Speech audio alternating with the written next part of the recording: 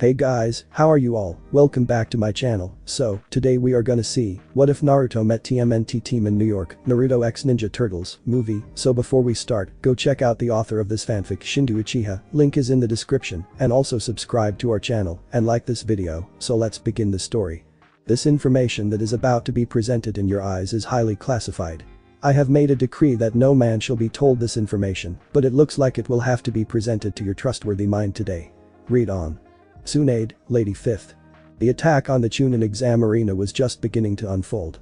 Takuja has just broken through the barrier blocking him from the fight between Old Man 3rd and Orochimaru, and Naruto just got to Gaara deep within the forest. Havoc broke through the village, people running for their lives, screaming in terror at the tragedy that broke loose today. There was one station in the ranks of Orochimaru that seemed to be having an unforeseen problem. What's going on here? What's delaying the summoning? The leader of the platoon asked, as the summoning circle was glowing an odd blue color instead of the green it should have been. We don't know. Something went wrong with the ritual. One of the soldiers said, nervously. Then fix it. We are doing the best we can, sir, but it seems that we will not be able to contain it for. Contain what? We have no idea, sir. It's an energy force like no other that we've seen. And it seems to want to break loose any second. One of the soldiers behind him was thrown out of the circle by a spike of chakra, dead, as a white light shot out of the center of the illustration that was glowing now in an eerie red. Soldier, go warn the others and tell them to be ready for anything. We must find out what this will bring upon us. Back at the fight with Orochimaru and the 3rd, Takuja saw the light in the distance rise higher and higher until it reached about 300 meters above sea level, and the top started to sprout in all directions, forming a small dome shape and continued to expand rapidly over the horizon. Not even Orochimaru was prepared for something like this. What is this sensation? Takuja thought to himself. It feels as if I'm being shifted over somehow, like I'm being transported someplace far from here. Something's up over there and it doesn't sound good. Back with Naruto, Sasuke, and Sakura fighting Gaara in the forest, they felt it too, to the east of them, that something was coming in fast. Kakashi, Kurenai, and Asuma felt an odd presence closing in as well, and they prepared for the worst to come. What do you think it is? Kakashi asked his teammates. I don't know, I never felt like this before. Kurenai responded. I think we should be prepared for anything at this rate. Asuma said, knocking a sound shinobi away. The dome of light was expanding even faster now. It was almost in contact with Naruto as it expanded over the horizon in mere seconds. Naruto and his squad were absorbed in the light. Kakashi and the others also were getting pulled in. Takuja was now in the light. What's happening? He asked as he could no longer see himself over the light around him. The next time Takuja woke up after the blast of whatever it may have been, he was on something hard and slightly damp, noises pounding at his eardrums, people yelling at him. Hey kid. Get out of the road. People have places to be here. Takuja reacted quickly, jumping onto the nearest building around, leaving some people amazed as he vanished into the shadows. Where am I? And who were those people and the things they were in? And how the hell did I get here? Takuja kept asking himself questions as he leapt between the gaps in the buildings, trying to find some kind of landmark to tell him where he was and which way he should go, but it was no use. Nothing in this new world was familiar to him. He jumped back into an alley to rest and hide. I wonder if anyone else got transported here as well as me. He thought as he was drifting asleep but rudely awakened by another man holding a chain in his hand and wearing a headband with a mark of a purple dragon on it. Hey kid, get out of our territory, and what's with the spandex and tights? What are you, a superhero geek or something kid? He picked up Takuja by the neck and threw him against the wall. Hand over your money if you want to live. Takuja got a grasp over his surroundings and found numerous goons around him, all armed with bats, hockey sticks, chains, and some even had knives. He was also getting slowly aggravated at the man pestering him. Hey, are you listening kid? Empty your pockets, costume freak. Takuja couldn't take him anymore, giving him a kick to the jaw, sending him back into a trash can, some more advanced in, weapons ready. Takuja stood as he fought them back, giving some blows to the head, throwing some into a dumpster or at walls or at each other until they were all knocked down to the ground. Takuja got out of the alley and into the open street as quickly as possible as a small army of what appeared to be ninjas surrounded him out of nowhere. They each wore the same black and gray uniform and they also had a red symbol with 3 points at the top and 1 point at the bottom. They drew bow staffs, katana, ninja stars, or used their fists. Over in the distance, 2 others spotted him surrounded. One wielded nunchucks and wore an orange headband and the other wielded a bow staff with a purple headband. Ani, look at this. The one with the orange headband said, pointing at the struggle below. That looks bad. The one with the purple, purposely named Dawn, said, looking down at the situation. You think we should help him? Dakuja withdrew his sword, prepared for the fight, as one in the front lunged at him. He ducked, sending the ninja over him and into a few of his teammates. Then the rest attempted to attack at once. Dakuja continued fighting, blocking their weapons from all directions, taking a few minor blows from the unarmed men. Dakuja started to drive them back after taking out over half of them, leaving them in the street, unconscious, some even mortally wounded. Which one? The one with the orange said. I don't know, Mikey, I don't know. Dawn said, identifying the second, as two more came up from behind them. One with blue, another with red. The blue one wielded swords, the one with red wielded sei. What's going on, down there, Dawn? The one with blue asked, looking down at the beaten up ninja, some even bleeding from wounds, some already dead. He quickly signaled with his hand that he got the picture. Who's he? Don't know. I guess he's new. The one with purple responded. Let me see. The one with red said, looking down at the street. That guy has some serious fashion issues. Hey, his outfits are cool. And if you think he's got issues, take a look at yourself. The one with orange threw at him. Eyes, enough. The one in blue demanded. He pointed down at the fight as a signal for them to watch. They both went by the ledge of the building and continued to watch. Dakuja took over 3/4 of the squad out already, some fled. He was growing tired steadily from the strain. He made a hand sign as a bolt of red lightning struck him. The one in orange screeched at the sight. Smoke covered the street as clones of Dakuja were now visible and the rest of the ninja ran away. The clones vanished and Dakuja hit the ground hard from exhaustion. The last thing he saw was a silhouette of something coming towards him. Dakuja woke up and found himself lying down. His mask was on the table beside him, along with his sword and other supplies he had with him. He looked around and found the man with the orange headband sitting next to him. Although he wasn't a man. He looked more like a giant turtle. Dakuja was a little startled, jumping to his feet inside of the thing. Hi. What's your name? What the hell are you? Dakuja said, not believing that this thing was alive, let alone actually talking to him. Easy, the one with blue could also talk, but he had a different skin tone than the other one. We're not here to fight you, we're here to help. Just calm down, and we'll explain. Yeah, the one with the red said. He had the darkest skin tone out of all of them, and he was balancing a sai on the end of his finger. We won't hurt you. Much. But first we should probably introduce ourselves. The one with the purple suggested. I'm Donatello, but you can call me Donnie, for short. I'm Leonardo, but just call me Leo. The one in the blue continued. Dakuja sat back down on the back of the couch he was just laying in. I'm Raphael. The one with the red said. And I'm Michelangelo. The one with the orange next to Dakuja said, striking his impersonation of a pose. He quickly slipped and fell with yet another scream. So what are you guys? Ninja turtles or something? Dakuja asked. Everyone turned to him and nodded. Our master is actually a rat, but the one with blue, Leo, said, shrugging. So ninja turtles and rats that teach them, yeah, I must have died a while ago, like maybe with those ninja guys with the odd uniforms or something. Those were foot ninja. Raphael said. I'm going crazy. You'll get used to this place in time. Mikey said, turning on the TV. He went channel surfing as Dakuja looked at it and caught a glimpse of a news report showing a picture of Sakura on the street as Mikey continued changing the channel. Whoa, go back a little bit. Dakuja said as Mikey went to the news report. Dakuja saw that it was not just another person. Sakura was also brought here. Leo could sense his desperation. Friend of yours? He asked. Dakuja nodded as he slipped on his mask and started to gear up. Don't worry about it. We'll go fetch her. Dang, isn't she an angel? Mikey almost started drooling. Dakuja turned to Raphael, who only nodded. Dakuja slapped the back of Mickey's head, snapping out of his infatuation over Sakura. Leo and Donnie started out the door. Mikey, keep scanning, see if you can find any more of his friends that might have also been sent here somehow. Raph, show him around the lair and get him a room. Leo said as the door shut behind him. Raph patted Dakuja's shoulder and told him to follow.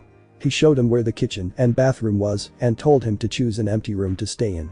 He took one on the top floor next to Leo. He put his gear and sword down next to his bed as he thought who else might have been here as well. He found an empty scroll in his pouch of gear and decided to write a journal about what was happening to him. Mikey called Dakuja down to help him find more of Dakuja's comrades. Dakuja came down quickly, scanning all the news broadcasts. Nobody else was on that Dakuja knew. About a half hour later Leo and Donnie returned, Sakura next to them. Sakura? Dakuja jumped to his feet.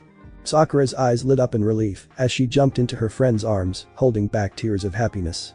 Thank God you're here, Sakura started. I don't want to be the only one here with these frogmen things. It's not that bad, Dakuja said. They're on our side. Mikey went next to the two when she let go. Why hello there beautiful he said. Sakura balled her hand into a fist and hit him in the head hard. Pan it. She shouted at him, hitting him again across the lair. Dakuja could see Raph put his hands together and looked up and whispered the words thank you.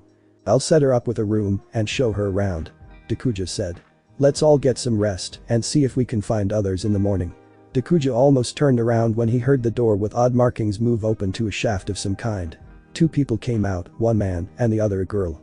What's shaken everybody? The man said. I thought it would be nice if we visited today. The woman said. She wanted to go on, but both of them stopped when they saw Dakuja and Sakura next to them. Who are those two?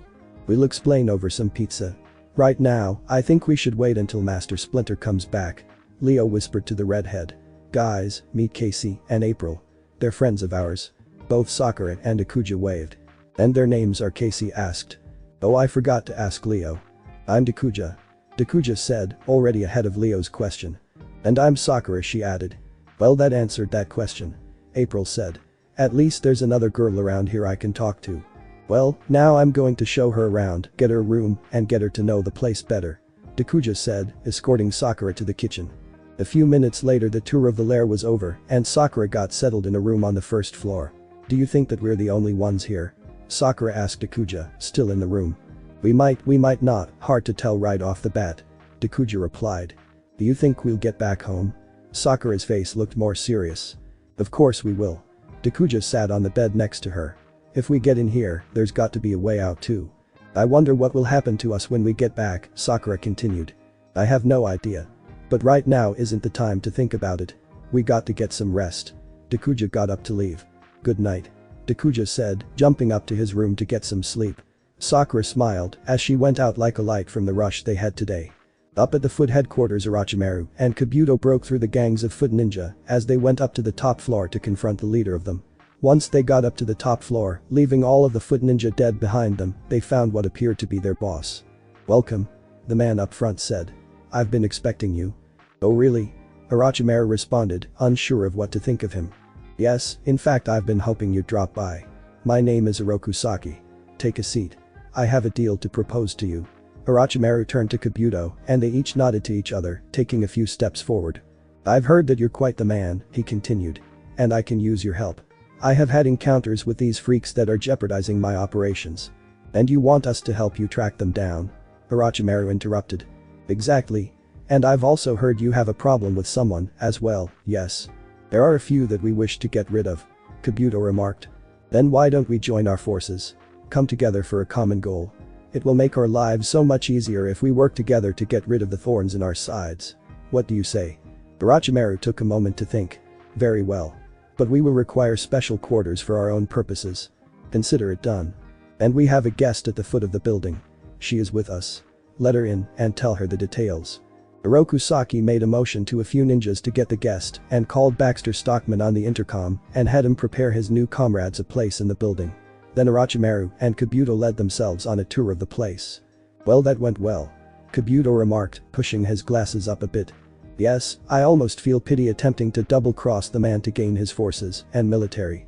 But whoever these targets are, they do not look human. Orochimaru looked at an infrared picture of 4 different people that looked nothing like any natural ninja. As they were heading to their quarters, they ran into none other than Mercury when they opened the door. We've got work to do. Orochimaru said, showing the picture to his daughter. The next morning Dakuja woke somewhat earlier than usual. He had a rough night with nightmares and it didn't help worrying about his comrades back home. He pulled out a pen and his scroll and wrote a quick entry in it before heading into the kitchen. He went through the cupboards finding the ingredients he needed and a big enough pot, filling it with water. He threw in enough rice for everyone as it started to boil. Then he threw the rest of the ingredients in a smaller pot and started to stir, turning it into a sauce of a light yellow color. Mikey came in the door, wondering what was cooking. Just thought I'd fix up some breakfast for everyone. Dakuja responded, stirring in the smaller pot. It smells good, what is it? Mikey said, looking in both pots. Curry. It's a great thing to eat at the start of the day. Why don't you go see if anyone else wants some Dakuja? Look outside the door, seeing everyone else waiting to get some grub. I take that as a yes. Everyone grabbed plates and forks and got a serving each as they sat throughout the lair swallowing it all down quickly. The door opened behind Raph as a rat walked out with a walking stick. He wore faded red robes and was shorter than the turtles. He appeared to have an injured left leg. "I take it you are doing well, my sons," the rat said. "Master Splinter," Leo shouted, putting down his silverware and walking over. Splinter saw the two guests of the house, eyeballing them awkwardly. "Care to introduce me to your friends?" Splinter asked, not lifting his gaze off Takuja and Sakura. Leo explained how they found them and took them in. "I see. Do you know how they got here?" "I'm stumped," Donnie answered. "I've been working on all possible ways they could have been transported from wherever they're from, but there's just no explanation yet." "Heck, I don't even know, and I was there," Takuja added. "But I'm pretty sure that there are others that came with us. Speaking of which, we might want to get searching," Leo insisted, standing up. "Donnie, take Sakura and take the east side of town. Takuja and I will take the west." "Got it." Donnie stood up, escorting Sakura to the door to their left. "Let's go." Leo took Takuja to the same door before it shut on them. It started to shake, as if it was moving, and once it stopped it opened again, revealing the inside of an old abandoned warehouse. "That's cool," Takuja thought, getting out the door as Sakura got into the truck to the right with Donnie. Leo and Takuja leapt from building to building all over the town for what felt like days. They almost finished the first half of their patrol when Takuja spotted something in an alleyway.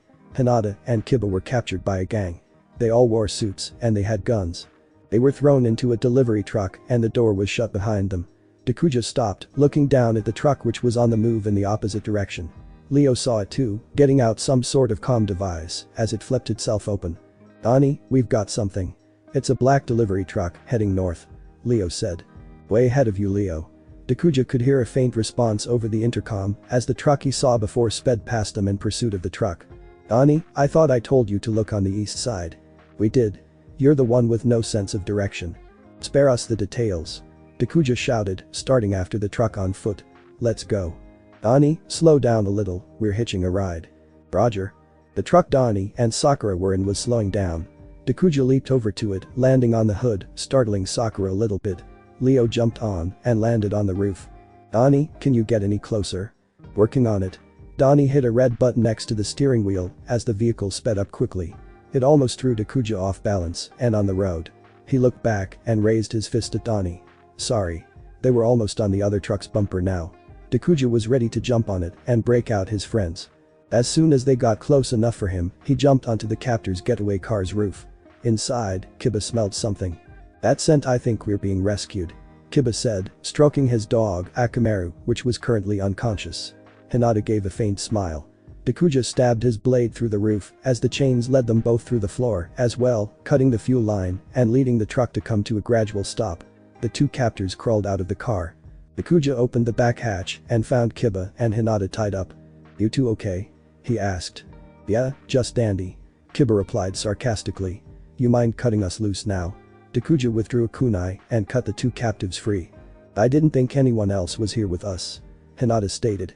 "Don't worry, Sakura's here too," Takuja said, escorting them both to the truck. The two newcomers spotted Donnie waving at them. Their eyes widened with shock, they stared at each other, then Kiba looked at Takuja. "Are they?" Kiba started to ask. "Nope," Takuja replied. Then Kiba tried again. "Nope." "Then how are they?" "Long story." "Okay, who did that?" One of the captors stood up. He was wearing a maroon suit with a yellow polka dot tie. He had a red mullet on his chin along with a pair of shades. "Whoever did this better be ready for a world of hurt. I'm serious, nobody messes with the mob."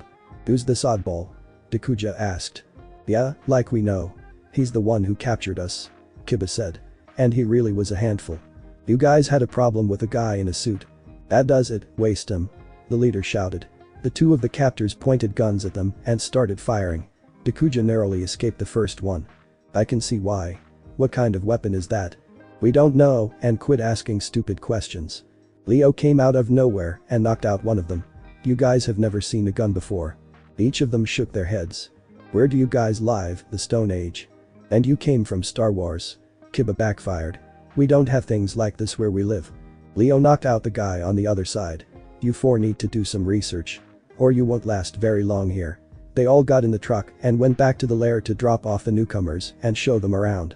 They introduced everyone to them as they decided to go searching some more. "We'll go into 4 teams. Raph and Kiba take the north side. Donnie and Hinata take east. Mikey and Sakura will take the south side and Dakuja and I will go west. Make sure to keep your shell cells handy. Keep in touch if you find something. And Leo, make sure you're really going to the west side this time. Okay everyone, let's move. Leo said as everyone went to the door. Dakuja and Leo went on foot, Kiba and Raph took the shell cycle, Mikey and Sakura were also on foot and Donnie and Hinata took the battle shell, the truck. After another half hour of searching, Raph's team found a lead. Yo guys. I think we got something. Raph said on the shell cell. Go on Raph. Leo said. The couple of whack jobs are in an alley. One's a blonde with an orange jumpsuit and another with shades and a thing for bugs. I hate bugs. That's Naruto and Shino. Pick them up and take them to the lair. Dakuja said, stopping for a second to let Leo catch up. You heard him Raph. Leo said, hanging up. They were just about to move on when they were surrounded by a gang of foot ninja, twice the size that Dakuja faced before. We've got company. Dakuja warned as each of them drew their weapons. They were completely surrounded. They exchanged glances as the air grew thicker with heavy breathing. Some of the foot hump for their chance to strike but are just as easily thrown back by Leo and Dakuja. The rest jumped in, ganging up on them, but most were taken down swiftly, some died as well. But some got to the two swordsmen, knocking them against a wall. They were cornered and it all seemed hopeless as the remaining 8 moved in for the kill, but for some reason they stopped moving. Dakuja looked over their heads to find Shikamaru using his shadow possession jutsu. Well, I didn't expect to find you here. Shikamaru said. What else is new? Dakuja stated. It looks like you got yourself in a bit of a jam. Thought I might save our skin, just to be nice. I take it he's one of us? Leo asked, getting up. Yup. The lazier one of the group though. Dakuja added as he jumped over the crowd. I'm not even going to ask about the frog man. Shikamaru said, letting the ninja go as the two of them did the rest of the work. Turtle. Leo shouted. Whatever. It's just a drag anyway. Come on man, and I'll take you back to where everyone else is. Dakuja said, leaping down to the street and through the nearest manhole without touching the ground. Leo shrugged, following him. Shikamaru scratched the back of his head, following them eventually. Once they got back to the lair he introduced a few newcomers to the rest and got them all rooms. Once they were settled in, everyone gathered by the TV room and had a little chat to get to know each other. So it looks as if there may be more of us around here somewhere. Shino said. Yeah, looks that way, doesn't it? Dakuja replied. I wonder who else might have come here with us, Hinata added. Yeah, it seems as if anyone could have come with us. Kiba noted. Well, we won't know for sure for a few more days. We'll keep searching and see if any more of your friends came here to our world from yours, however it might have happened. Leo stated. It sounds as if this might be connected to a rift in time. Donnie said, uncertainly, but making a point. You've been watching way too much Star Trek lately, haven't you Donnie? Mikey mocked. As I was saying, from what you all have told me about the teleportation you guys took to get here, it might have been caused by someone accidentally triggering something and opening the rift from your world to ours, causing certain individuals to be taken through the gateway. Yeah, not following. Naruto said. I expected less. Raph mocked. Easy guys. Leo said, attempting to calm down the many people shouting in the room. It'll take a while to find out what happened, so we can use as many theories as we can. The door opened behind them, revealing Master Splinter, Casey, and April. Hello my sons. He started. It seems that we've found more guests to tend to down here. Speaking of which, I went a long way back and found a few more that may be friends with them. Kakashi, Asuma, and Kurenai stepped in through the door. Kakashi-sensei. Asuma-sensei. Kurenai-sensei. Sakura shouted all their names as they stepped through the door. Well, isn't it nice to see you guys again? Kakashi said. I guess we've got more guests, then. Leo said. So these guys are your followers? Asuma asked. Yes, and they are also my sons. Splinter said, stepping forward as Leo, Raph, and Donnie showed them around and introduced themselves. Once they got settled in, they had a talk with Splinter and set up something to pass the time and get some training in for the students from multiple worlds. They stepped out of his room and called everyone for a meeting. Alright guys, here's the deal. Asuma started. We thought it would be good for everyone to know each other's abilities. Kakashi continued for him. So therefore we decided Kurenai continued. To hold sparring matches between you all. Splinter finished. We already have the matches chosen and we will now go to where they will be hosted. Come. Splinter headed towards the door as everyone else followed. Once they reached the surface they climbed into the battle shell and Donnie drove off. Dakuja was sharpening his blades as they drove over to a skyscraper with a rather large and open roof. It was completely abandoned. Remember, no fatal force you guys. Kakashi reminded me. We're all on the same side. This is just a sparring match. Master Splinter and the rest of the older people here will be the proctors of the matches. If we find any sign of unneeded force, we'll jump in and stop the fight. Got it? Everyone nodded. They were all on top of the building now, and Kakashi hung the order of the matches on the wall. Dekuja was the last to go, and he was up against Raph. The first match was with Naruto and Mikey. Dekuja didn't really pay attention. He just continued to polish and sharpen his sword. Sakura was sitting next to him, and after the first fight was over, Mikey being the victor, she leaned in and whispered in his ear. "When are you going to tell them?" she asked. Dekuja could tell she was talking about his past. Even Dekuja didn't think of that until now. When the time is right. We just met, so I think it might be a little early for something like that. Wouldn't it be best if you told them sooner than later? It might, but I don't want them to go easy on me when it comes to training, at least not yet. You are going to tell them sooner or later, right? Of course I will. They deserve to know just as much as you or anyone else that does. Sakura nodded, watching the fight again. Dekuja put his blade away and started on his hand claw, sharpening and polishing them before his fight came to play. All of the fights besides Dekuja's were done. The victors were Mikey, Leo, Shikamaru, Hinata, Donnie, and Kiba. Shino was left out, an uneven amount of people. Raph and Dekuja were standing opposite sides of the roof, weapons ready. Kakashi just told them about the rules. Don't go off the edges of the building, you could jump as high as you wanted, no throwing weapons, and for Dekuja, no with fatal force. Asuma was talking to Splinter. I might want to warn you, he started. Dekuja is the best genin in our village. A master of stealth and assassination. You can call off the match now if you think that your son doesn't have a chance. No, Splinter answered. Raphael is a hothead and not the brightest of the brothers, but he does have more determination than them, as well. He'll be fine. Then I guess this will be an interesting match. We shall see. Kakashi gave them the signal to begin. Dekuja, wasting no time, vanished in a cloud of smoke. Raph looked in all directions and had no luck finding him. Where is that punk? Raph thought, still frantically looking from side to side. Then he remembered the first rule of the match and he looked up, finding Dekuja making a few hand signs. Hey, Leo started standing up. I thought you said no. Wrong. Kakashi responded. I said no to fatal force. This one's probably the weakest Dekuja's got. It's allowed. Leo sat back down. Dekuja had a small ball of water in between his hands and a small stream shot out and took the impersonation of a snake as it wrapped around Raph's right arm. What the heck is that? Donnie asked.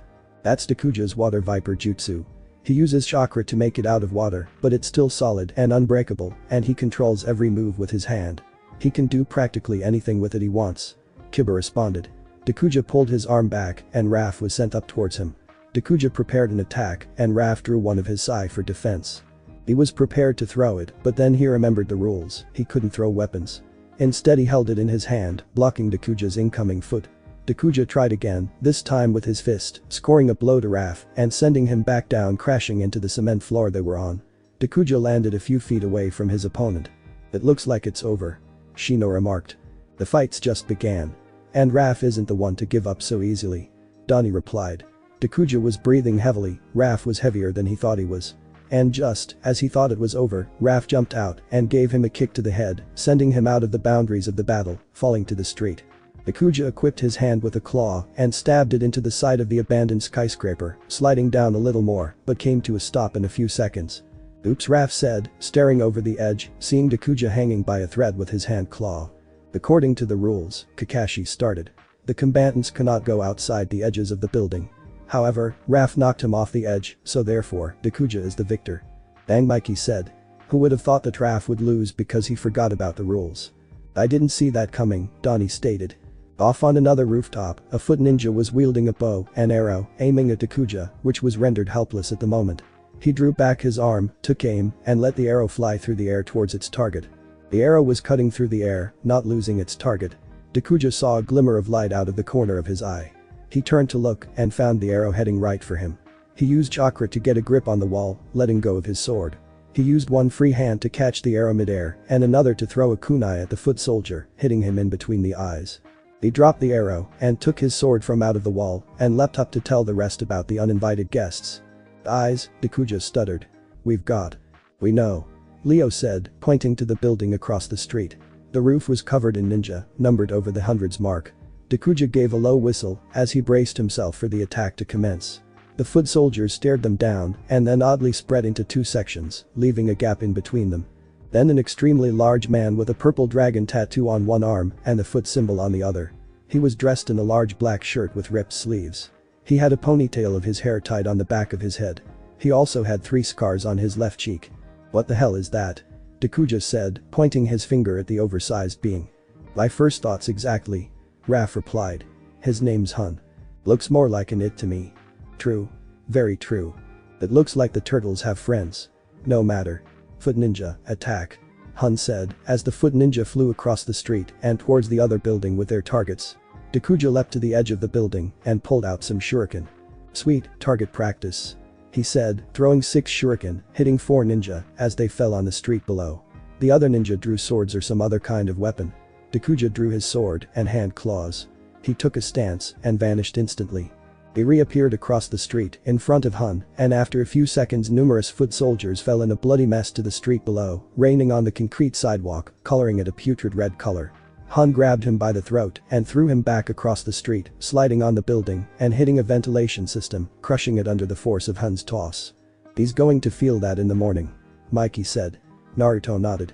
"And you're going to feel my foot up your ass," Dakuja said, standing up and brushing off shards of metal from the impact. He clapped his hands together and pulled them back diagonally, revealing red electricity which came to a point. Hun's eyes widened faintly. "Let's try something new." Dakuja's hands left the arrow-shaped point of electricity and one went to the center of the point and drew back another bolt of lightning straight back and connected it to the previous work he made. Once he crafted it, it looked like a harpoon or primitive spear. His hand was ready to strike it as it floated in the air on its own. Lightning style. Wolfsbane. Dakuja's hand struck the end of the bolt of energy as it darted forward at blinding speed. It flew past Mikey's face as he screamed yet again. Its target was Hun as it flew across the street. It hit him square in the gut, sending him backward in a shockwave of energy. Donnie gave a whistle to Leo. "How did he do that?" Leo asked Donnie, which only shrugged. "It's a kind of, or technique we use back where we come from," Shikamaru responded. "He made that one himself. I didn't even see it before. And he's got a lot more where that came from." Leo and Donnie didn't quite get it, but they left it at that for now. Hun was still out there. The foot already fled, terrified of Dakuja's strength and powers. Hun was still there and he was armed with a rocket launcher, aiming at Dakuja first. The rocket was blasted, taking its target, spiraling a little. Dakuja started to focus his chakra into his blade as the chains blasted out and wrapped around the rocket. He started to swing it around as everyone ducked. Dakuja's blades let go and the rocket was heading back to Hun. "Uh-oh," he said as the rocket collided with him and he was sent off the building and landed on top of a cab, totaling it he went unconscious. Dakuja let his blades come back to its hilt as he put it away. "So, where were we?" he asked as if nothing happened. "We'll shuffle the new matches up between the losers and the winners of today's match, having 2 different brackets and 2 different places for the matches. Take a rest and look around the city for today and we'll tell you where to go for your next match," Kakashi explained as the sensei went back to the lair to discuss who should be paired with whom.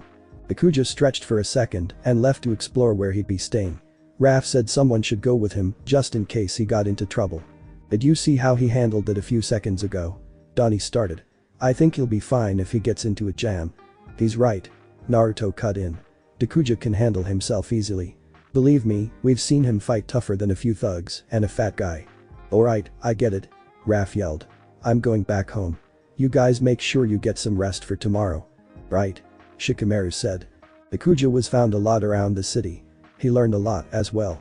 He did a little research and got himself familiar with the place. He then found a building with the same symbol of the foot. He thought it might be their headquarters. He left, being cautious of attack, back to the lair. "What do you mean you ran away?" Orokusaki shouted at a few of his minions. They told him of the attack's details. "We're sorry, sir, but they overpowered us greatly, we had to." "I don't care how strong they are. You never flee from a fight. How many times do I have to teach you this?" "But sir." "No buts. You shall be punished for your failure. Now, tell me why you ran." "There was this kid in a black and red mask. He's not human, sir." "Oh? Yes, sir, he can manipulate electricity with the palm of his hands. And his sword has a mind of its own.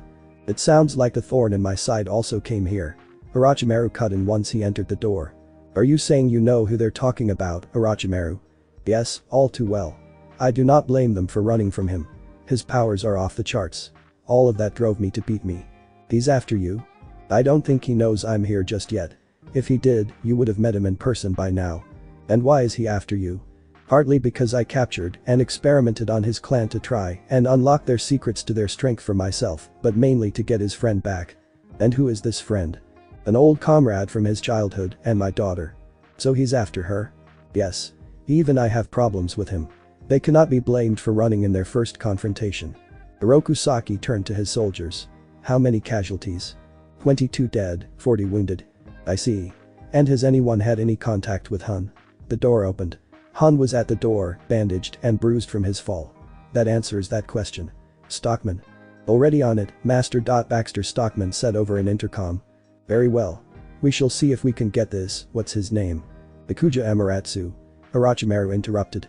Yes, we shall see if we can get him to join us. I'm afraid we cannot attempt that. And why can't we? If Takuja finds that I'm on your side, there's no way he'll ever join us. He hates my guts for what I caused him in the past. It will most likely backfire if we try recruiting him. Then we shall have him eliminated. Stockman, ready the foot tech ninja. I want him dead. Understood, master. Takuja got back to the lair around sunrise the next morning and decided to turn in once he got there. He slept for a few hours and got up again restless around noon. He got himself something to eat and went to watch TV, seeing Mikey was playing a game. Hey Mikey, what are you playing? Takuja asked, jumping onto the couch next to the green gamer. He didn't respond. Mikey. No response. Hello. Nothing. Are you alive? He was about to smack the back of his head when Leo stopped him. Don't worry about him. Leo said. He's just in his game trance. So he can't hear a word I'm saying. Yeah. Ani popped out from behind the couch. Just wait until he. Come on. Mikey shouted out of nowhere, cutting Donnie off. Lost. Donnie finished. Takuja backed away and decided to go up to his room and put another entry in his journal. He took a look around his room and thought it was a little empty. He found some black and red fabric in his pack, which even he forgot what it was for, and started to cut it, sew it together, making a banner he could nail to his wall. It was as long as his room, with a red dragon illustration on it. Takuja took another look at it and thought it was good the way it looked in here. It was hung up around 5 that night. Kakashi walked into his room. Well, I see you're putting together a comfortable place here. He commented, looking at the banner. The next series of matches is about to start. Here are directions to where you'll need to be. You're in the 3rd match, so I think you should head out soon. He held out a slip of paper. Roger. Takuja took the pamphlet from Kakashi as he left. The directions led to another abandoned building on the same side of town as the last time, but this one was taller.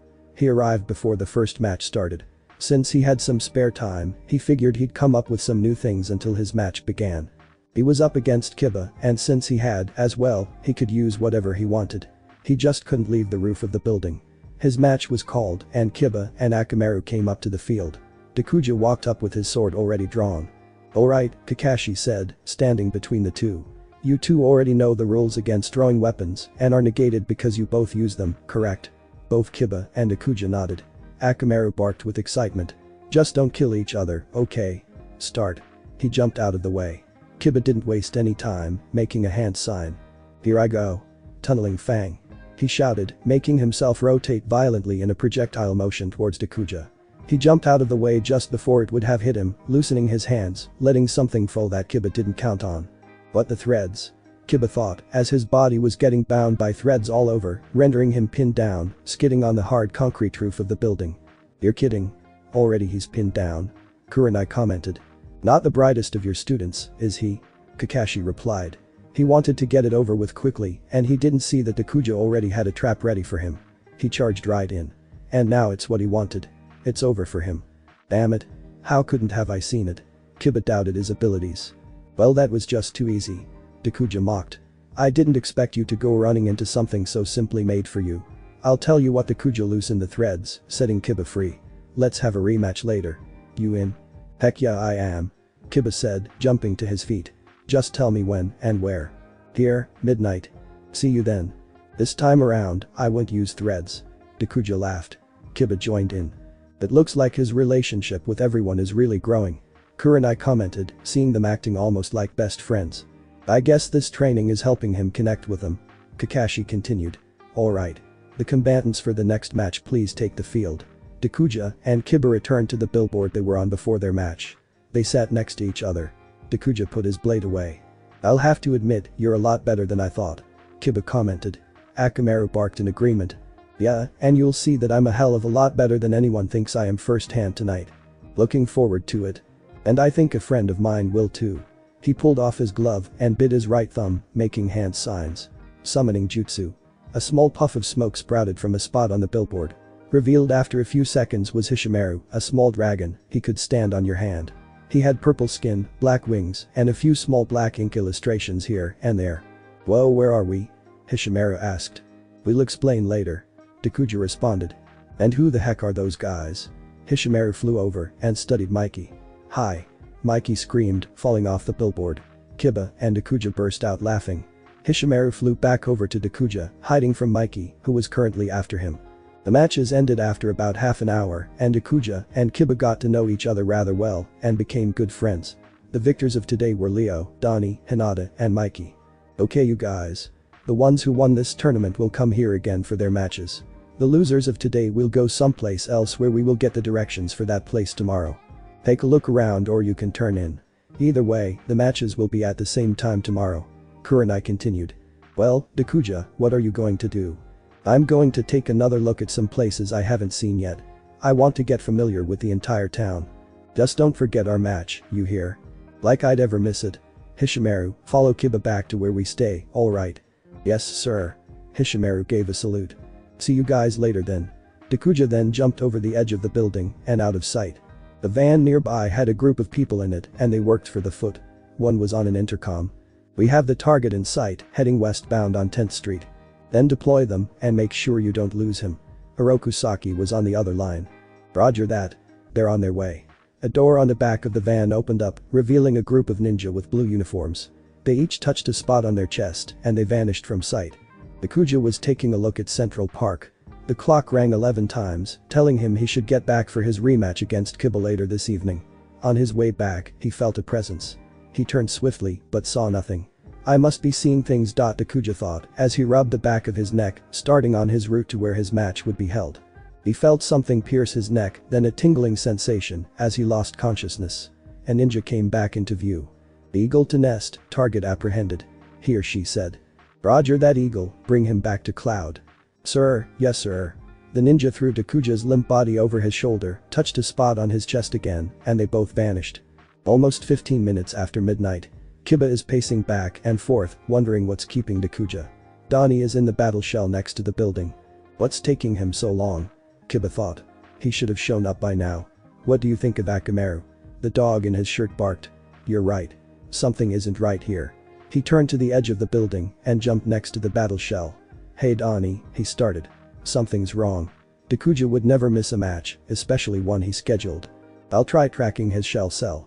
Donnie responded, hitting a few buttons on a keyboard in the back. Huh, there's no signal. Would the weather have something to do with it? No, I always get a signal from everyone's cell if it's still. Donnie stopped. Intact. Donnie nodded. I knew something was up. Kiba hopped in. Can you get the signal from where it was last? Donnie hit a few more keys. He was in a building next to Central Park. Then let's get going. Way ahead of you. Donnie started to drive. Don't worry, Dakuja. We're coming. Just hang on. Kiba thought as they sped down the streets. They arrived at the top of a building not too far from Central Park. Donnie picked up a crushed shell cell off the ground. This is his alright. Donnie said. Let's see it. Kiba held his hand out. Donnie gave the piece of trash to him. What do you think of Akamaru? His dog sniffed it and then barked. I knew it. He was attacked. But there's something different about these guys. If Dakuja was attacked, he wouldn't go down by regular ninja, he'd take them down easily. They might have been Foot Tech Ninja. Hum again. Foot Tech Ninja have a cloaking device on them, making them invisible. He probably didn't see them coming to fight back. Well Akamaru, where'd they go? His dog barked again. What do you mean straight up? He looked up, seeing a large aircraft overhead. Holy shit, Donnie looked up. Whoa. I take it he's up there. His dog yelped again. How do we get to him? Need some help. Hishimaru popped out from behind him, scaring them both. Would you quit the screaming already? How'd you even get here? I was in the back seat of the car the whole time. And how do you expect to help us? Got a piece of paper. Donnie gave him a sheet from the battle shell. Hishimaru bit his thumb and made an illustration with blood. He put it on the ground and placed his hand on it as a cloud of smoke came from it, revealing a larger dragon. He had a similar skin tone as Hishimaru's. Red illustrations all over and big red wings. Hi Shirimaru. And I thought I saw it all, Donnie said. What's going on, Hishimaru? You're only supposed to use that technique if there was an emergency. And where are we? This is an emergency. Dakuja's been captured and taken up there. Kiba pointed to the airbase. We need a lift up there. That's all. You can go after that. Very well. Hop on. Shirimaru crouched, letting Donnie and Kiba on his back. Hishimaru also climbed on. Hang on. Shirimaru started soaring in the air towards the base at a good pace. Donnie almost lost his footing. I told you to hang on. Sorry. Hang on man, we're almost there. They got to the aircraft unnoticed and Shirimaru left. They were about to sneak inside. Kiba found a door on the opposite side of where they were standing. They went over swiftly but quietly. Donnie was about to open the door when Kiba smelled something and pulled him around a corner. What are you? Quiet. Kiba cut him off when the door swung open, revealing a pair of ninja in blue uniforms. Once it was clear they entered the door, finding a hallway that split into two directions. Akamaru gave a slight yip. Kiba started right. Donnie followed him closely. They came to another fork. Akamaru barked again, leading them left. They came to the prisoner cells. Kiba looked inside one, seeing Ino, Choji, and Sasuke. Hey, I know those guys. Kiba said, pointing at them. I'll bust them out, you go on ahead. Donnie and Hishimaru headed towards the entrance of the cell when Kiba went farther down the hall. They came to a third fork, this time it split in three directions. Akamaru barked once more, leading them forward. Kiba found more cells, but these were high in security. He looked in one at the end of the hall, finding Dakuja hanging by metal shackles with chakra ceiling tags on each. Wait a minute, how would these guys know about ceiling tags? Furthermore, how would they get them? No, why would they get them if nobody in this world knows about chakra? Questions later, let's get him out of there. He went around the side when he found the door into his cell. It opened with ease, and Dakuja heard him come in. Well, I have a visitor. Dakuja said. Yeah, and you're on bail. Kiba pulled off the tags, and Dakuja broke the shackles with chakra. I still don't know how I was captured. But tech ninja. Huh? What, those guys have cloaking devices or something? Yup. And they got you good, too. Sorry I missed the match. Hey, we can schedule it another time. Kiba smelled something coming closer. Or we can do it differently. Dakuja drew his sword. How so? First one out wins.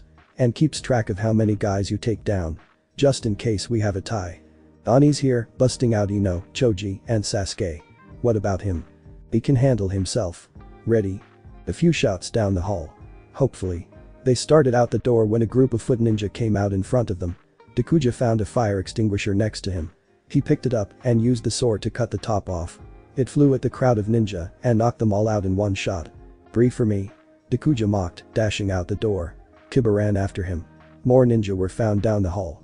Dakuja found another fire extinguisher, but Kiba already grabbed it and cut the top with a kunai, sending it at the crowd. Free for me. Kiba mimicked. He started down the hall, with Dakuja on his tail. At the first fork Dakuja went the other direction, thinking Kiba didn't know the way, ending up in a bomb shelter. Dead end. Dakuja said, about to backtrack when he thought of something really clever.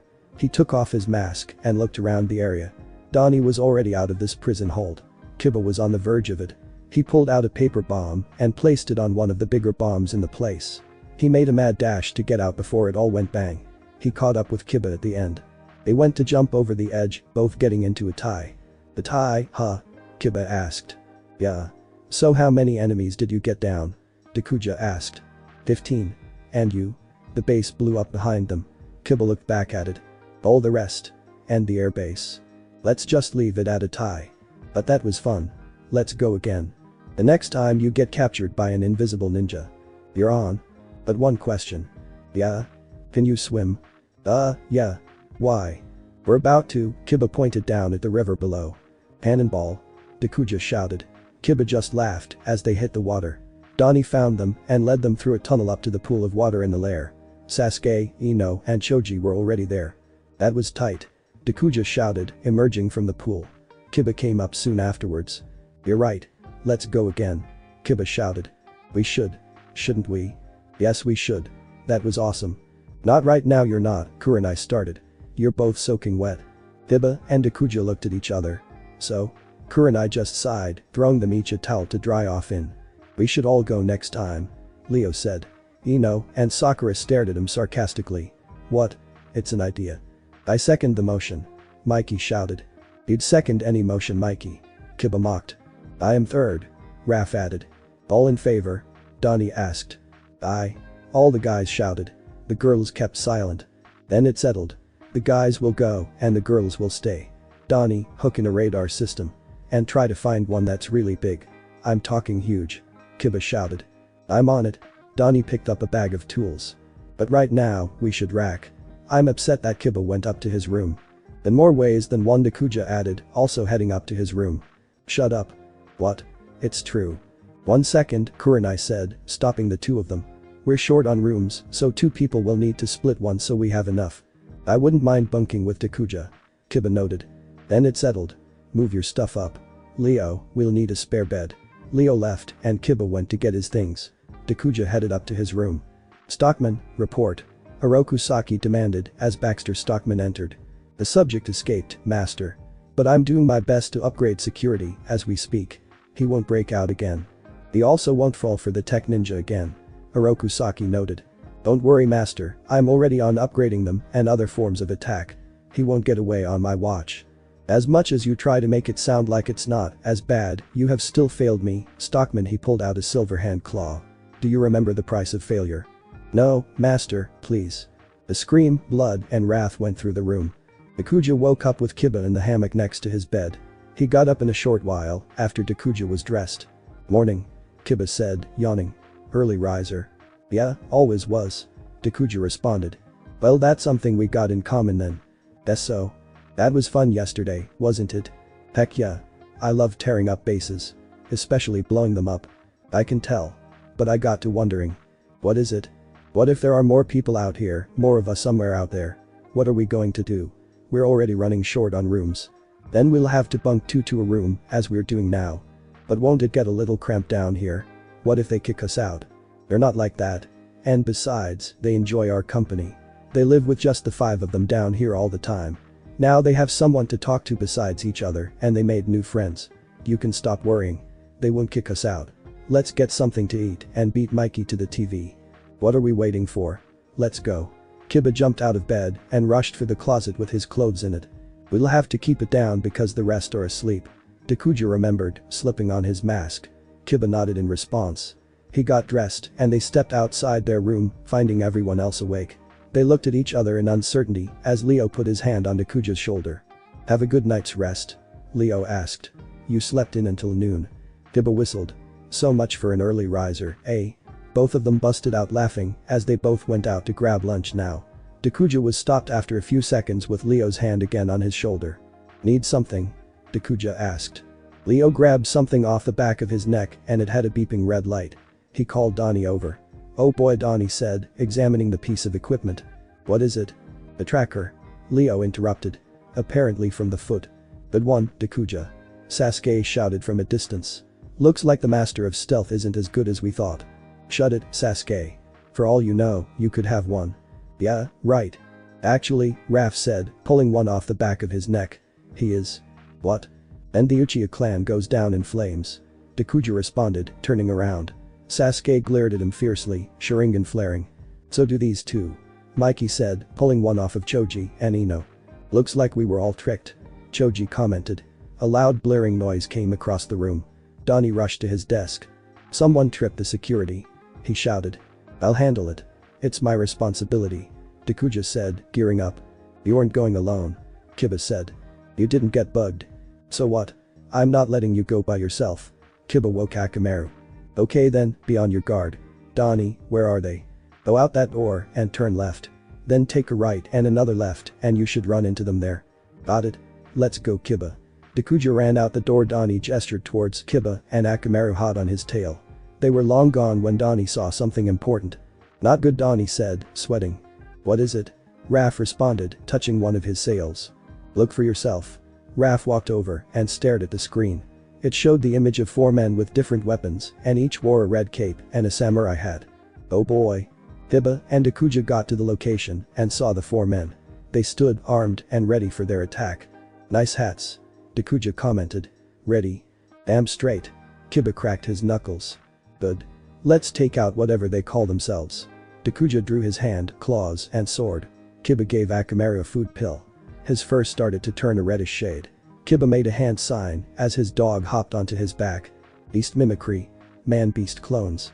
A cloud of smoke surrounded them, and then Akamaru transformed into his master. They both rotated at a violent pace and dove at the opponents before them. Fang over fang. They were about to collide when the adversaries vanished. The two of them stopped and looked around. They reappeared behind Dakuja as one of them took his weapon and lashed out. Dakuja did a few backflips and returned to Kiba's side. "Not bad, I must admit," Dakuja commented. "Yeah, but that doesn't help us," Kiba retorted. "How are we going to beat them?" "By any means necessary." Dakuja lunged out with his sword, nearly hitting one. A second attempted to strike, but Dakuja caught his weapon and gave him a kick to the jaw and continued to the next, which blocked him and threw him into a wall, throwing a spear next to him. A fourth threw a small canister next to each of his encounters as gas poured out of small gaps in it.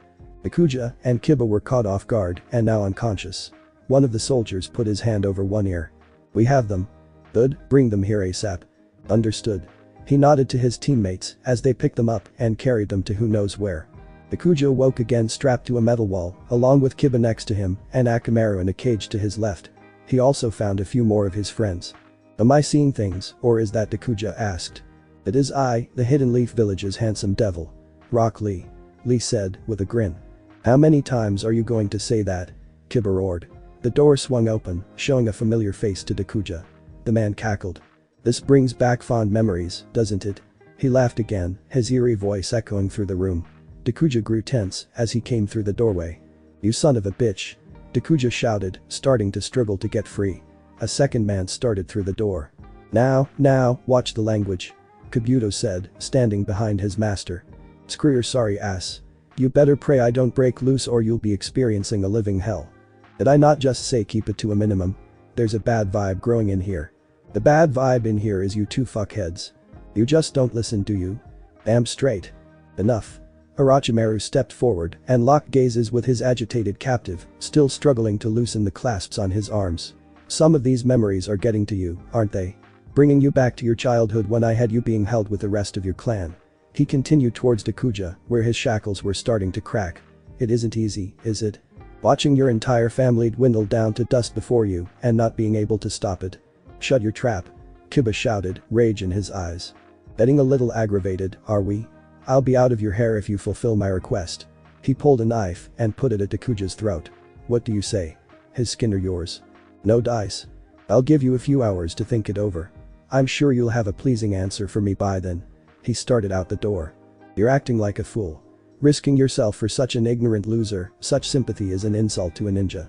Does it look like I care?" Kiba glared at Kabuto as he left. "Kiba, you wouldn't really trade me over to him, would you?" Dakuja calmed down. "Of course not. He is a fiend of large proportions, but we never turn over a comrade or a friend. That is a promise." Lee cut in. "Thank you guys. Now, what do you say we get out of here?" Dakuja said, pulling on his shackles as the chains snapped. "They need better shackles in these cells." "I agree," Lee said, breaking his as well. "You get Akamaru, I got Kiba." Dakuja drew a knife he kept in his pocket and started to cut the chains off. He broke him free when Lee broke out Akamaru. "Let's see if we can find our gear and ditch this hellhole." "Wait." Lee held out his hand. Dakuja and Kiba paused. "Niji, Tenten, and Guy Sensei are all somewhere in this compound. We need to find them." Kiba looked at Dakuja. "What do? We break them out after we get our stuff back." Dakuja broke down the locked iron door and took a quick look around. Their weapons and gear were right in front of them. Well, that was easy. Dakuja grabbed his sword and placed it on his back. "You're telling me?" Now to find the others, he looked to the cell down the hall, eyeballing the other prisoners. "This is getting too easy now." "Something's up or irony is on our side," Kiba answered, stroking Akamaru. "Let's get them out and get out of here." He turned to his side, finding another fire extinguisher. "Tell them to brace themselves. You're getting into a habit, aren't you?" "Yeah, I guess so." Dakuja took his sword and cut the top off, launching the metal canister at the door, tearing it from its hinges. "Cut them loose and let's go." "Looks like the cavalry's here," Tenten said as Dakuja cut her chains. "Yeah, if you want to put it that way. We might have missed you if Lee didn't tell us you were here." "Way to go, Lee," Guy said as his chains were broken. "It was creative using this," Niji said, grabbing the empty extinguisher. "Yeah, I guess so. Let's just say it was handy." Dakuja cut the last chain on Tenten and started out the door when she stumbled and fell over. "Hey, are you okay?" "It's no use. I can't walk." Tenten moaned, clenching her right leg. "I'll carry her. Can you guys protect us until we get out of here?" They all nodded. "Thanks. Scout ahead, see if you find anything, we'll be right behind you." Dakuja picked up Tenten bridal style and started out the door when the others left. "Thank you for everything," Tenten said, shyly. "Hey, I'm not leaving you here to die. No one will. As soon as we get out you're seeing a doctor and patching up that leg of yours. Until then, hang on tight. It'll be a bumpy ride." Dakuja started at a light jog out the door. A few hallways passed. Lee and the others are still looking for a way out. Dakuja isn't too far behind now. He caught up when they reached a dead end. "Now where?"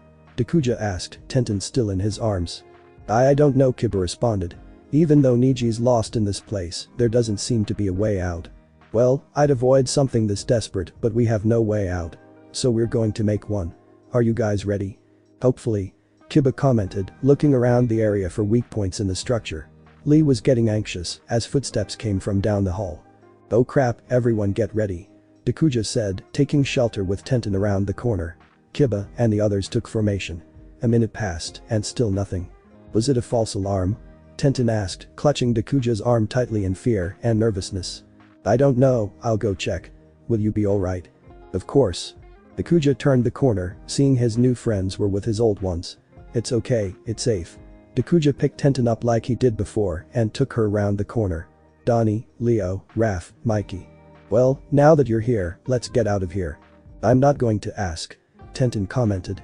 "I'll explain it later. Where's the wheels, Donnie?" Dakuja looked over at the technical wizard. He pressed a few buttons on his remote. "Right under us." "Then what are you waiting for? Let's get out of here." "Kiba, Lee, Niji. Way ahead of you. Plug your ears everyone." An explosion blew a hole in the wall and everyone started jumping down. They were 3 stories up. "Here we go." Dakuja jumped out the door, feeling the cold breeze of the night sky all over him as he hit the roof of the battle shell and went inside with Tenten. "She needs medical attention." "I figured," Leo said. "Nearest hospital, Donnie." "Got it."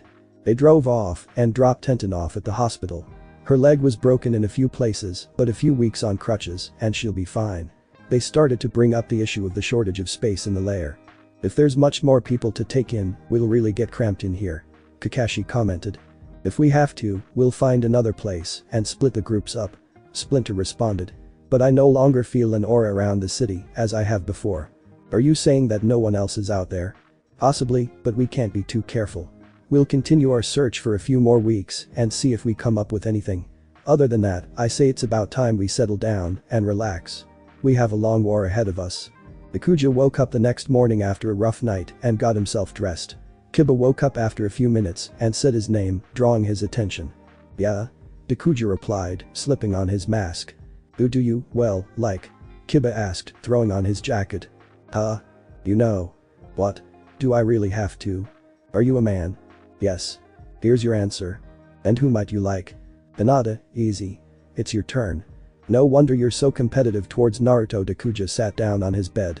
"Hey, don't go changing the subject on me." "What?" "Answer the question, come on." "Look, I'm sorry, but I just never felt that connection with anyone." "Oh, yeah right. I'm serious." "And then how do you explain yesterday with Tenten?" "That was unavoidable. Anyone could have carried her, but you insisted." "Why is that?" "I wonder." No response. "Ha. I knew it." "Hey, don't get carried away, alright." Dakuja stood. Sure." Kiba stood and stared out the door. "Can we please keep this between us, at least for now?" "Sure, but it won't help with hooking the 2 of you up." He held out his fist. Dakuja gave it a bump of his own. "I'll work on that myself." "Hey, same goes for me, you hear?" "Got it." Dakuja leaped across the room and landed next to the kitchen to fetch some breakfast. Kiba wasn't too far behind.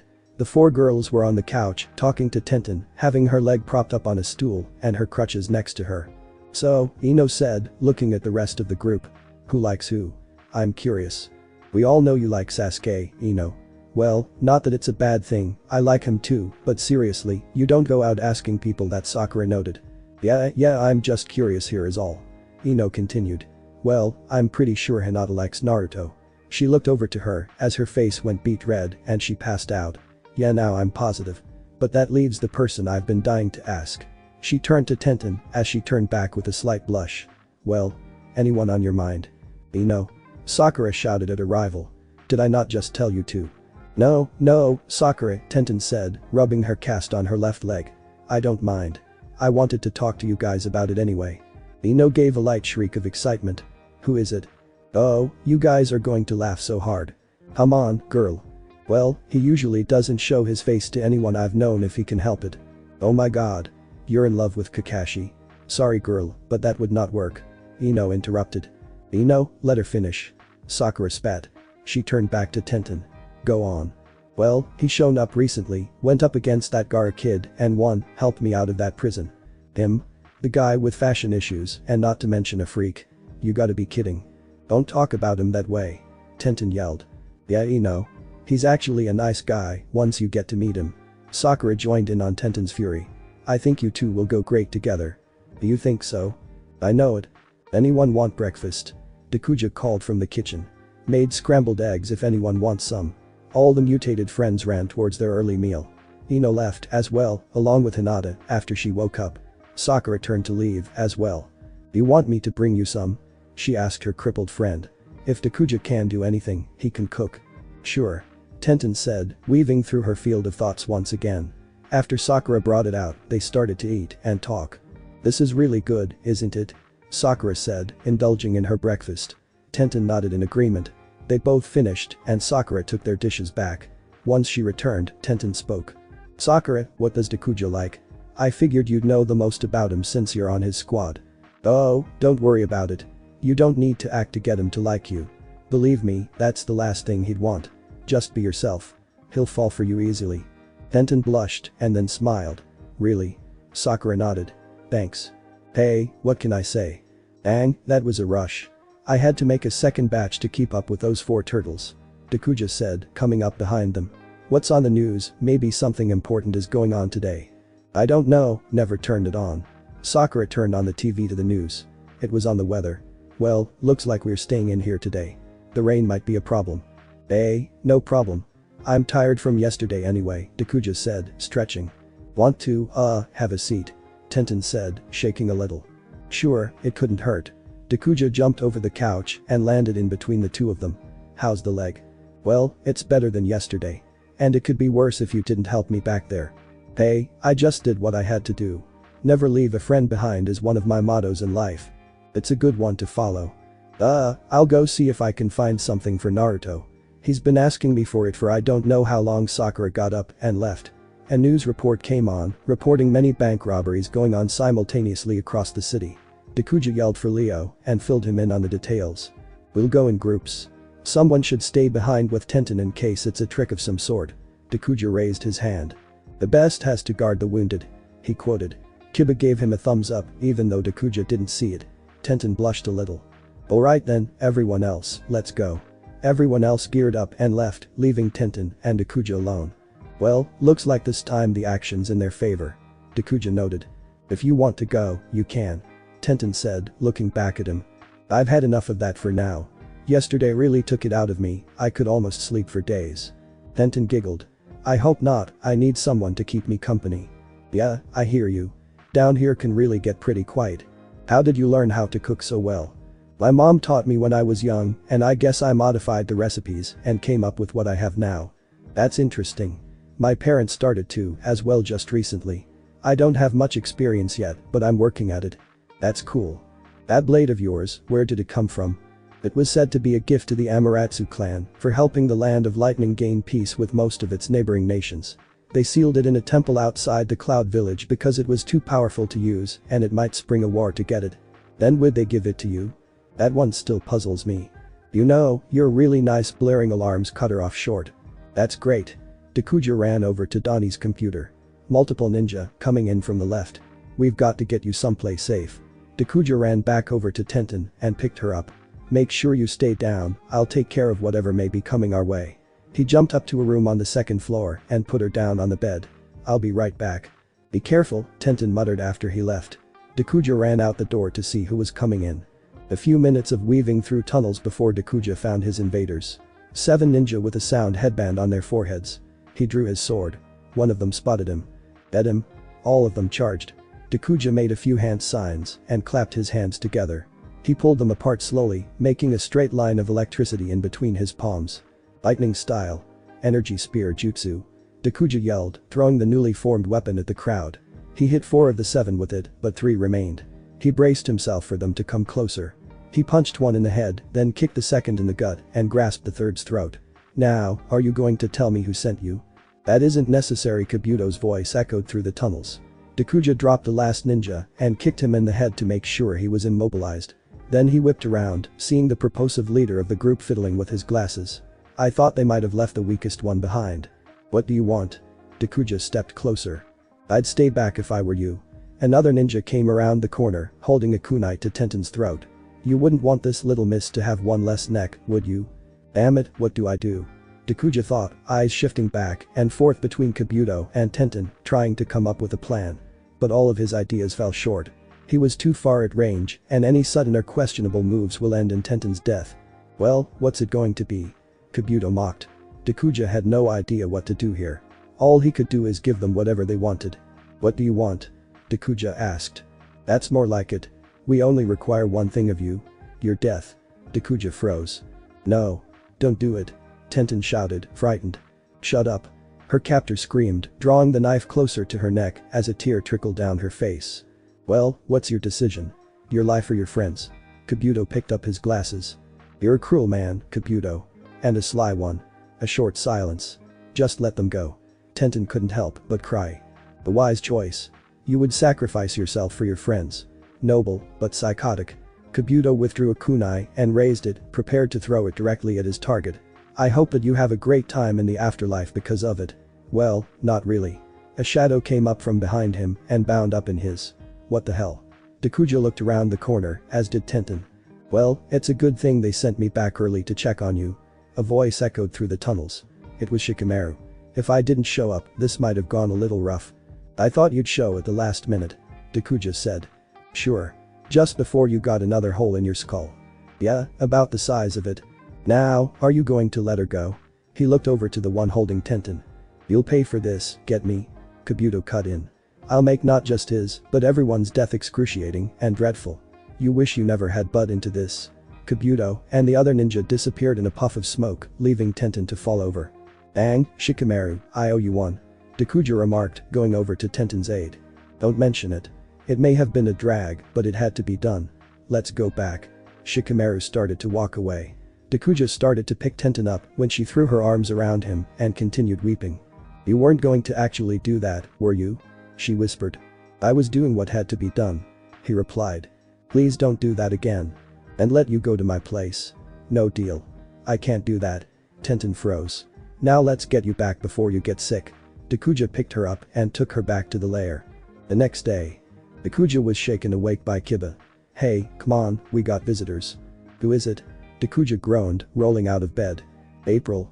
She has some things for us. And we're going to a ball. The what? You never have been to a dance before. Kind of, yeah. Well, this will be your first time then. It's tonight and you got to wear this. He tossed a bag as Dakuja looked in it. No way. Way, bro. Way. And yes, I have one too. Dakuja almost laughed. Hey, I look snazzy in it. You'll see when you put it on. Don't worry, I'm leaving. He went out the door, then popped his head back in. Oh, and all the girls are wearing dresses. And damn, Tenten is a knockout. And Hinata. Even better. Now throw that thing on and check these people out. Alright. Oh, and you have to lose the mask, too. Okay then. A few minutes passed and Dakuja was dressed in his new outfit. A black suit, parted, a dark red button-up, black dress pants, and, yes, a black tie to top it off. Kiba walked in to see if he was done and saw him in his new outfit. And I thought I looked good in my outfit, look at you. Kiba noted. You look like a freaking rich kid from a comic book. No, I do not jump around in a freaking bat suit with a utility belt, car, and weird-ass boomerangs. Dakuja mocked, chuckling. Well, you're close enough. Go on outside and make sure not to mess up those duds. April will fill you in on where we're going. This is going to be fun. I bet it will. Oh, and use the ramp. Dakuja walked out the door. What ramp? He looked to the right. That ramp. Yeah, it's new to make it easier to get around here. April said, from the first floor. She was in a white dress. Don't you look good in that new suit? I have to admit, I like it. I figured you would. They are your colors. The girls are in the other room if you want to see them. The guys are still getting ready. Alright then. So where are we going? We're going to a dance hall. It's just a formal thing and I thought it might be fun and give you guys a break from all this. And what if you're not much of a dancer? Don't worry about it, there's a restaurant and a bar with a few other attractions. That's good. He thought someone was staring at him, so he turned his head and found the girls eyeballing him. Need something? He asked, starting down the ramp. We just, never have seen you without your mask before, Ino said. She was in a purple dress with glitter shining all over it. So you like the outfit? Dakuja was now at the bottom of the ramp. Heck yeah. You almost look better than Sasuke. Almost. Yeah. Never wore one of these before. I like it. Ino nodded. I'm pretty sure a lot of other people will too. Dakuja took a look at everyone else in the room. Hinata wore a green dress, Sakura wore a red gown, and Tenten wore a black dress, which Dakuja obviously fell for. I'm going to take a look at the rest of the guys, see if they're ready yet. Dakuja walked away. Damn, he's hot, Tenten remarked. And he's yours. Ino said. You think? Heck yeah, I think. Did you not see the way he looked at you? He must have fallen head over heels for you twice. Tenten smiled. Do you really think so? How many times are you going to ask us that? Sakura cut in. I guess you're right. Speaking of which, how are you walking? Tenten was not using her crutches and her cast was removed. Got better faster than expected. Tenten suggested. Hey, who cares? This is your night, so make the most of it. Just hope you get lucky with Sasuke. What am I? Invisible. Ino remarked. Oh, sorry. Dakuja was around the corner talking to Kiba, who was now in his suit, but he had a gray button up instead of Dakuja's red and he also had a gleaming silver tie to go with it. Well, what did I tell you? A knockout, right? Kiba said. Yeah, that suit does look good on you. Dakuja said. I wasn't talking about me, I was talking about Tenten. Dude, I took a glance at her and I felt like I died and went to heaven. Yeah, I know what you're talking about. Everyone's going to this thing, but not everyone will get a date unless they get one at the dance hall. I almost feel sorry for them. And what makes you so sure you won't be one of them? I already have a date, thank you. So she said yes. Why not, I'm a beast. True. In fact, Tenten is the only one without a guy to go with. If I were you, I'd ask her pretty soon before she's taken. Dakuja swallowed a lump in his throat. Wait. Yes, I'm nervous, okay. So you're shy, so what? Hi you too. Tenten came out of the room. Hi. Dakuja said. Dakuja was wondering if you wanted to go to the dance with him. Kiba shot out of nowhere. Kiba. What? You didn't have the nerve, so I did it for you. What's wrong with that? You could have told me you were going to first. Actually, the girls are asking the guys this time around, Kiba. Tenten noted. Oh shit, I forgot. Kiba slapped his forehead. But I was going to ask him anyway. So I guess it's safe to assume a yes. More like absolute certainty. Dakuja chuckled. Well, that's settled then. And don't worry about it, everyone fell for it. April forgot to tell everyone. Once they found out, Ino and Sakura rushed to Sasuke and asked at the exact second. I'd assume that one. Dakuja noted. But the funny thing is they were both rejected at the same time. Sasuke wanted to go alone. What is he, gay? That might be true. Tenten smiled. Hey everyone, the limo's here. April shouted. Limo? Kiba asked. We've got to travel in style, don't we? Tenten started for the elevator. Kiba and Dakuja looked at each other, shrugged, and followed her. I wonder where Hinata Kiba is. Someone tapped his shoulder. Oh, there you are. Is that everyone, then? April asked. Everyone agreed as the elevator rose. Wait, where's Leo and the others? Dakuja asked, just now remembering them. They are considered freaks around regular humans, so they didn't come along. Instead they decided to watch the streets and stop gang activity. Okay then. They hit the top and the door opened, revealing a long black limousine. That's huge. There's a limit to 4 compartments in this luxury cruiser and there's just enough room to fit all you guys. Hey, split the back one with us. Kiba asked Dakuja. Want to? Dakuja looked at Tenten. Why not? We can make a double date of it. Tenten replied. Let's fall in then. Dakuja escorted his date to where his best friend was going and let her into the car before himself as he shut the door and examined the interior.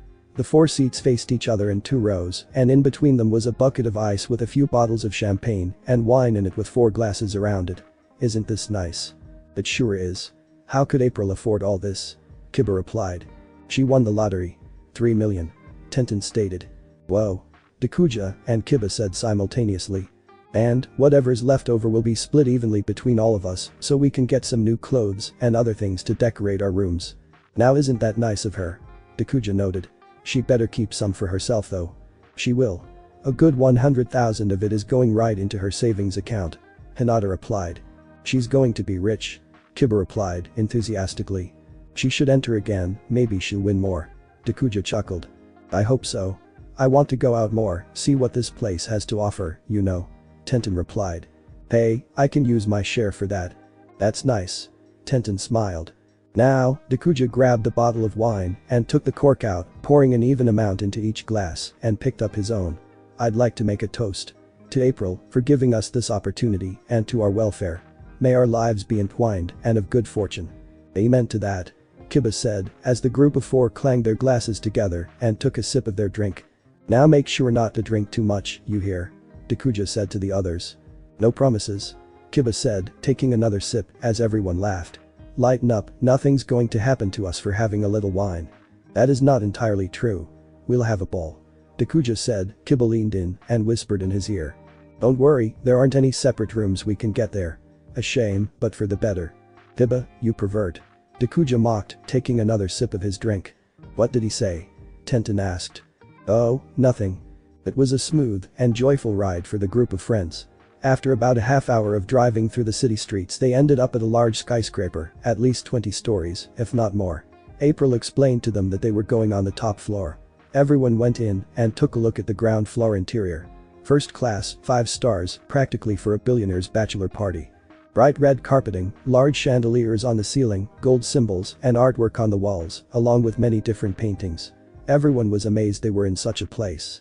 Look at this place. Kiba noted, looking at a sculpture in the middle of the room, made of ice. It's like a castle here. Tenten replied. Okay guys, April called, leading them to a series of elevators as they slipped into one. April hit a button as a soft ding sounded and the group started upward.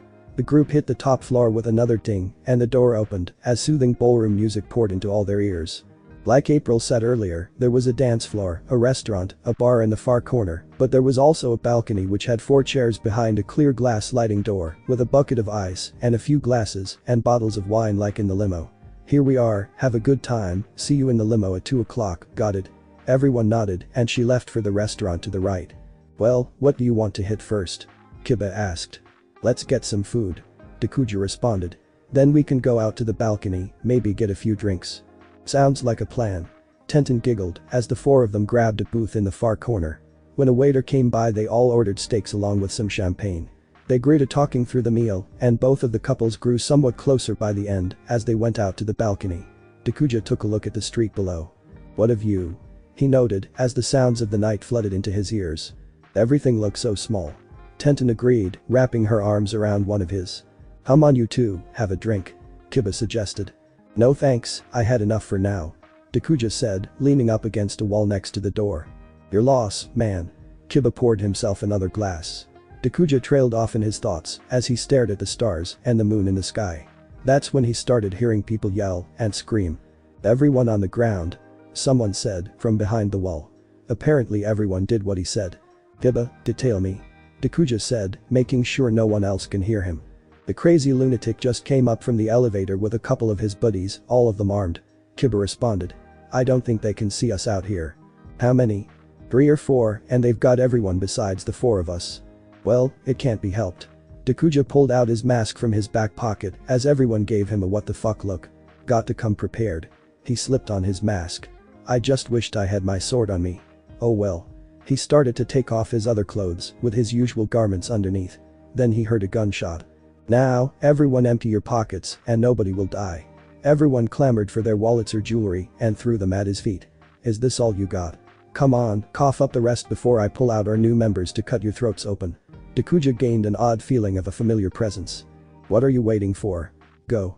Kiba insisted. Okay, Dakuja kicked through the glass door and into the room. Jigs up, guys. Oh really? The presumed leader commented. And just who is going to stop us? The 4 men pointed their guns at him. Who do you think? A man came out of the elevator behind the other 4. What is making you so freaking? He glanced at Dakuja. Hey. It's the brat that foiled our kidnapping a few days ago. Waste him. The four of them started to fire when Takuja leaped forward, having to twist in the air to dodge incoming bullets, two of them skimming along his right arm, but nothing serious, as he landed at one of the armed robber's feet, then giving him an uppercut to the jaw. Then took his gun. He gave it a quick look over and tossed it aside. The second man started to fire again, but was quickly halted when Takuja gripped his wrist and twisted, making him drop his weapon and fall to his knees. He reached for the gun again, but Takuja shattered it under his foot. "You're pathetic." Takuja spat, kicking the man again, knocking him out. The third and fourth man began shooting again, as Takuja went between the both of them and executed a split kick, sending them both against different walls. Then only the real leader, and he remained. "Why do I have to do everything?" he said, pulling out two guns, one in each hand. He then began firing at Takuja, which dodged all of the bullets, but one that skimmed his right cheek and got some blood flying in the air, but nothing too hurtful. He then gave him a kick to the gut and sent him against the elevator door. He hit a switch as the door swung open. He slid himself inside and hit another button as the door started to shut. "I'll get you for this, you hear me? The mob won't be brought to its knees because of the likes of you." The door shut. Silence overcame the room. Takuja wiped the blood from his wounds and turned around and picked up the gun to examine it when a large beam of light came blaring through the glass door of the balcony. It was a police chopper. "Put the weapon on the ground," someone shouted over the intercom of the helicopter. "The building is completely surrounded. You are under arrest." "What? But I didn't even do anything." "Tell it to the judge." "You can ask anyone here. I did nothing." "Sir, you have the right to remain silent. Anything you say can and will be used against you in the court of law." "What the hell is this?" The second elevator opened, revealing the SWAT team. "Hands behind your head," one of them shouted. "Why won't you do it?" Damn, what now, Takuja thought. The police won't listen. He's going to be arrested for something he didn't do. Under his panic state, he turned to the balcony and made a mad dash to get the heck out of there, jumping over the ledge and prepping a thread and a kunai, tossing it at the ledge of another building and swinging by it, landing on another building across the street, again running. As Kiba and the others watched, the helicopter started to follow him through the streets. Kiba yelled at the team that was in the building. "What the hell?" he screamed. "Sir, please try to calm down. We're on his tail, he won't get away. That's the problem. He saved all of us. And you're going to blame him for the crime. Is that your version of justice? And who will back up that story, sir?" Hinata, Tenten, Naruto, Lee, Niji, April, and everyone else stood. "So he saved you all, did he? Give me a minute." He turned away. "Eagle 1, the suspect is not guilty of the crime. We have multiple witnesses claiming that he saved these people and prevented the crime. Tell him to get on the chopper so he can get a ride back here and we can give him an award for his work." Roger. Several minutes pass by. Team 3, he isn't buying it, claims it's a trick to get him arrested. He is still on the run. "No wonder, we scared the shit out of him. We just lost the suspect somewhere in the financial district, still on the run." Reporting back to base to triangulate his position. Damn, he turned back to the rest and told them the news. Tenten started to cry. Kiba was furious, cursing them for not listening to him in the first place. "If that's the price of saving the day, I'm not doing it again." Takuja told himself, still on the run, now close to Central Park. He sat down on a ledge and took his mask off, now having a blood stain to where the bullet cut his face open. He looked down and saw a woman getting mugged, but he didn't do anything. He thought he might get charged for petty theft on top of the other incidents today. So he just stared down and watched the crime take place, not caring about anything anymore besides just getting back to the Leaf Village, where he belonged. Hood headquarters. 2300 hours. A news broadcast was live on the incident at the dance hall and Takuja fleeing. Oroku Saki was watching, along with Hun and Baxter Stockman. They got to the point when Takuja fled from the authorities when Hun finally spoke. "Looks like it's time to move," he commented. "Yes, the time has come." Hun started to leave. "Remember, since he met you in combat, he won't take you kindly at first. Go easy." "Understood." Hun shut the door behind him. "Why trust such a behemoth for this job?" Baxter asked. "He can't do anything properly. He's done much better than you ever had in your lifetime. And at this rate of failure, it won't be much longer." Baxter stopped talking. Lower East Side. 0100 hours. Takuja was patching up his wounds with some rags he found on a clothesline in a nearby alley, ripping it into pieces and tying it to certain areas to stop some of the bleeding. After he was done, he trailed in his thoughts. "Why?" he thought, confused. "I saved lives, not taken them, and still they put me to blame, run me out, chase me down, and try to get me under arrest for something I prevented. So much for the authorities being the good guys." He heard chopper blades cutting through the air behind him. Speaking of which. You. Stop in the name of the law. What law? Last time I checked you tried to frame me for something I stopped before you got to it. I've had it with you cops. Takuja jumped over the side of the building he was on and swung from a pole and then was on the run again, the chopper in pursuit. Turtle's lair. 0130 hours. Where is he? Leo asked Kiba after they explained the situation to him. No idea, he could be just about anywhere in New York by now. Kiba responded, shrugging. Don, can you track his shell cell? Way ahead of you. Don typed up some sequence on the keyboard next to him and a blip appeared on the screen. He's on Cherry Street, westbound. Looks like he's heading to Central Park and he's running.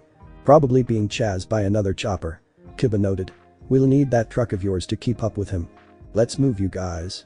Leo ordered as Kiba, Donnie, Raph, Hinata and himself went to track their friend down. Tenten watched from her room. Just hang on, we're coming. She thought as they left. Police chase. 0200 hours. Will you just leave me alone? Takuja asked the pilot. Not until you stop and let us talk. Forget it. The pilot turned off the speaker and turned into his headset. Eagle 3, the subject is not coming quietly, we'll need to use force to capture him before he sits down to talk. Understood. That's it, I'm sick of this guy. Takuja drew a paper bomb and strapped it to a kunai and was ready to let it fly, but he hesitated when he heard something go off to his left side. A rocket launcher. It flew across the night sky and collided with the side of the chopper, engulfing it in flames. We're hit. We're going down fast. Mayday. The chopper crashed into a building as it exploded. Takuja skidded to a stop and looked over to see who exactly fired that missile. He identified the man, but couldn't believe it. It was Hun. The last man he wanted to see right now. But, however, he seemed like he was on Takuja's side this time. What do you want? Takuja asked, drawing his sword a little. I didn't come to fight, Hun replied, putting his arms down as a sign of peace. I came to talk. About what? I saw the news broadcast about what happened at that dance hall. Takuja's heart skipped a beat. Nowhere for you to go, nobody to trust. What does that matter to you? For starters, if you agree, that won't need to be a part of your life anymore. What are you proposing? I want you to join my gang, that's all. Bang? Yes, of course. Just think about it, this city can be within your fist if you decide to come with us. Plus, if we get the finances, we might be able to find a way for you to get back to where you belong. Takuja almost jumped for joy when he heard that. Those turtles don't care if you return or not, they wanted you out once you came in with them and brought all of your friends along. What? Hun pulled out a tape recorder and hit play. This has gone out of hand. Leo said in the recording. There's too many, it's starting to get cramped in here. Donnie said. Heck, I can't even use the TV anymore. Mikey yelled. They gotta go. Raph shouted. Hun stopped the tape. Proof enough. Takuja's shell cell started beeping and he pulled it out of his pocket and started to think. I hate to say it, but Hun's got a point. I never really trusted those four and they wanted me out once they found me. And, more importantly, if I go with him, I might be able to get home. Takuja dropped the cell on the ground and crushed it under his foot. Excellent. Hun said, with a grin. Purple Dragon Hangout. 0235 hours. Takuja just arrived and walked through the main door, giving the guarding members a three-fingered salute. He took a moment to take in his surroundings.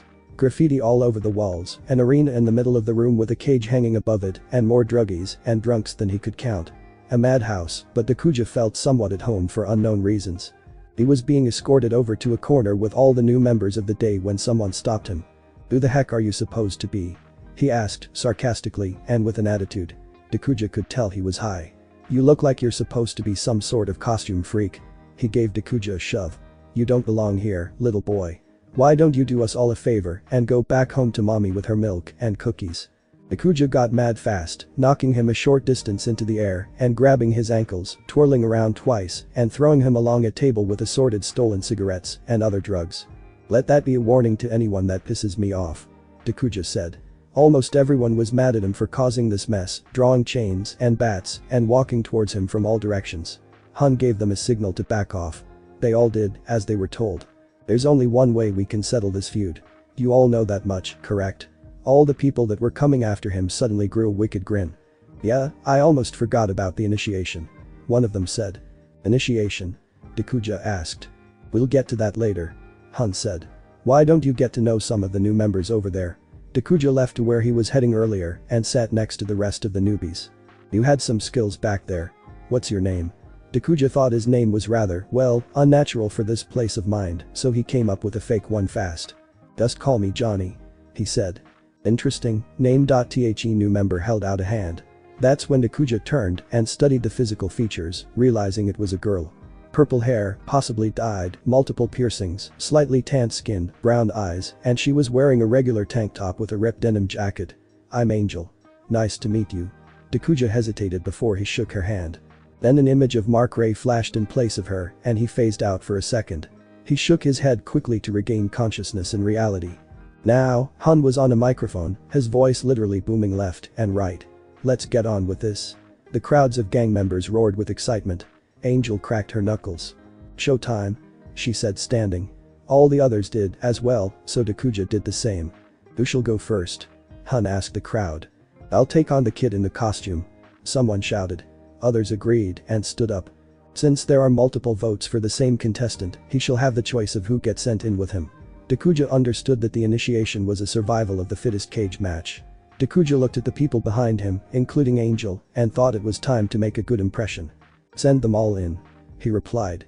Everyone looked at him in awe of making such a challenge. "Very well," Hun said, signaling the combatants down. Dakuja started to join them when Angel stopped him. "You're crazy. There were at least 30 thugs wanting to take you on, there's no way you'll make it out of there alive." "We'll just have to see then, won't we?" Dakuja continued to the arena and into the fire. The cage came down with a thud.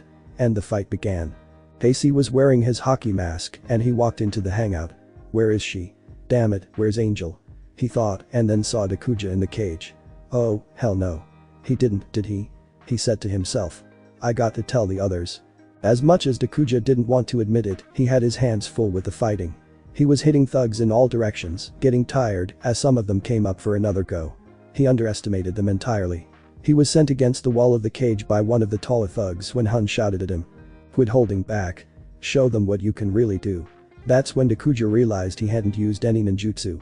He decided it was time to heat things up by whipping some hand signs. 5 black fireballs circled inside the cage. "Now say your goodbyes," Dakuja said to the street thugs. "Out of all of the people I used this against, only 2 made it out alive." The orbs of flame sped up the rotation, turning eventually into a tornado of burning. The cage was almost completely destroyed, the roof of it especially. Burning corpses flew everywhere. No one in the brawl survived. The crowd grew silent for a long while until somebody roared with excitement. Then the whole audience joined in, their fists in the air. "What a flashy finisher," Hun said.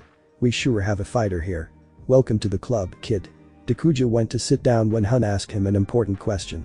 "Now, who do you want to be in the gang out of the newbies over there?" Dakuja looked over all the faces and pointed to someone. A man stood, but Dakuja shook his head, pointed again to the one behind him, which was Angel. She stood. "Very well. Welcome to the family." Angel and Dakuja went up to the main meeting hall after they were called up earlier because they had a job they were assigned.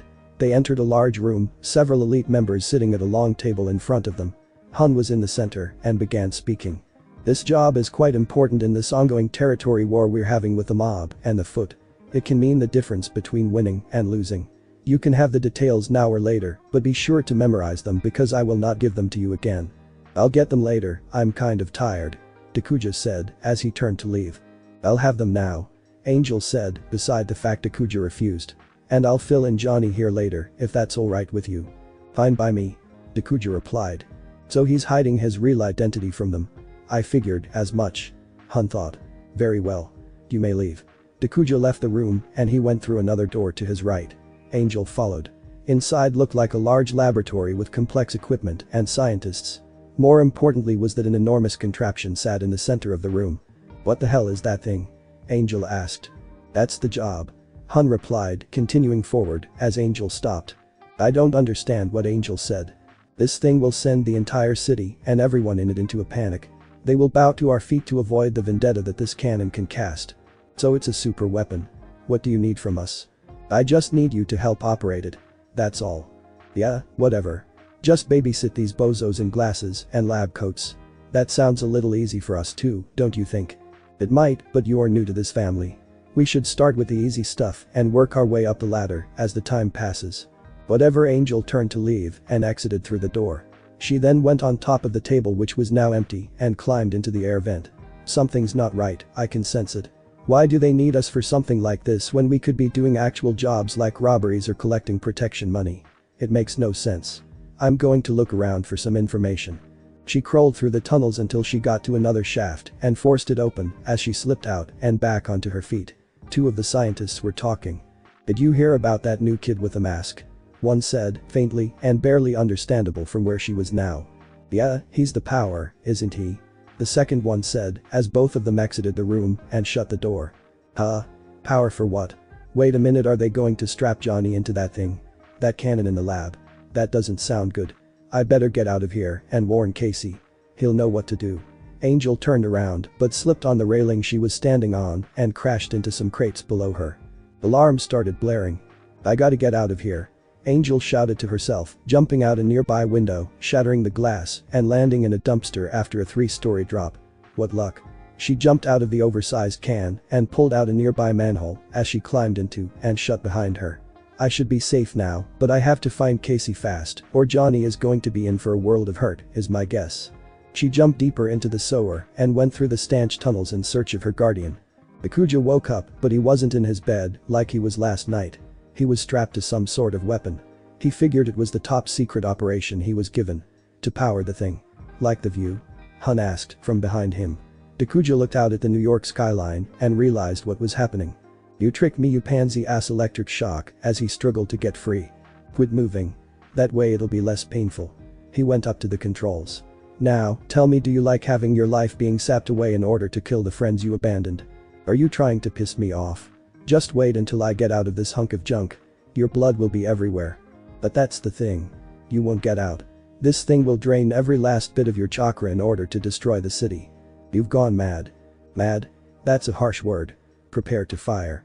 He pointed to some attendants at a computer terminal. I can't believe I fell for this, Dakuja thought, hoping his friends will forgive him. All systems are online. One attendant said, looking at his master. Good. Take aim. The cannon moved to the right and slanted downward. Start the countdown. D-10 marks. Multiple thuds against the door. Dakuja turned around as the door was ripped from its hinges. He heard someone shout. There you are. Kiba was there. Not in the best spot, I see. Kakashi was with him. Tell me about it. Dakuja said. Speaking of which, do you know the word Exodus means? No. Kiba answered. It's another term for cut me loose so we can get the fuck out of here. Makes sense. Let's go, Akamaru. 5-4. The attendant kept counting. It's too late. Hun said, giving a chuckle. 3. Oh yeah. Fang over fang. 2. Kiba cut one of the chains. 1. Get off, mutt. Hun punched Akamaru before it could reach Dakuja. Fire. Damn. Dakuja felt a weakening sensation in his right arm, then to the rest of his body as his chakra was sapped. Every ounce was getting poured into the weapon. He screamed in pain, for the rush was like 100 bees stinging him simultaneously. The weapon vibrated, then let the energy loose in a black, sludge-like form. It flew over the city, then exploded in a rainstorm. Dakuja had little strength, but enough to snap the chain on his arm and legs. He could barely stand after his chakra was used in the cannon. I'm sorry, everyone. Don't worry about it. Thinking like you did at the time, I would have done the same thing. Plus, it looked like you were half drunk. Kiba replied. Wait, you two aren't old enough to drink. Kakashi said. Kiba rubbed the back of his head. Hey, everyone had at least one glass. Dakuja stepped in. And you had 17, maybe more, and then a bottle of brandy afterwards. No wonder your head's out of whack. There you are. Someone said it was Tenten. She had Dakuja's gear and Angel behind her. Thanks for the hand. But I think it would have been a lot better if you came and got me instead of running for help. Dakuja barked. Sorry, my bad. Angel replied. I'm glad you're okay. Tenten replied, hugging him. Same here, because I've got business to attend to with you. Dakuja pointed to Hun. He drew his sword and charged. This is for tricking me. He slashed, gorging an eye. This is for endangering everyone in the city. He slashed again, across the chest. And this just because you're one big ass douche. Another slash, slitting the throat. Blood was everywhere. The carcass fell off the roof and into the harbor. Well, that took away one threat. Let's get out of here.